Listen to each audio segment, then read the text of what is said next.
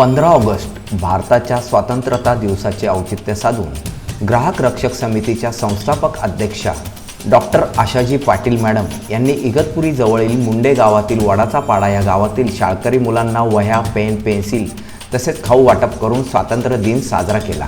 वडाचा पाडा येथील प्राथमिक शाळेच्या ध्वजारोहणाचा सन्मान आज डॉक्टर आशा पाटील यांना मिळाला।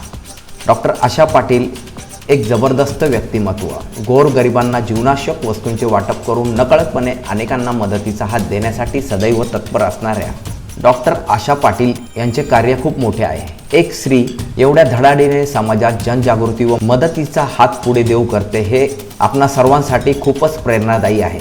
ध्वजारोहण करण्याचा सन्मान प्राप्त होणे ही छोटी व सहज घडून येणारी गोष्ट नाही, यासाठी लोकोपयोगी कार्य स्वतःला झोकून देऊन करावे लागते। डॉक्टर आशा पाटील अनेकांच्या समस्या सोडवण्यासाठी पुढाकार घेऊन नेहमीच सहकार्य करीत असतात। या ध्वजारोहण प्रसंगी ग्राहक रक्षक समितीचे सर्व मार्गदर्शक दिलीपजी पडोळ, राष्ट्रीय उपाध्यक्ष योगेशजी मालुंजकर, राष्ट्रीय कार्याध्यक्ष जुबेर शेख, राज्य सचिव संजना, नाशिक जिल्हा उपाध्यक्षा वैशाली शिंदे आदी मान्यवर उपस्थित होते।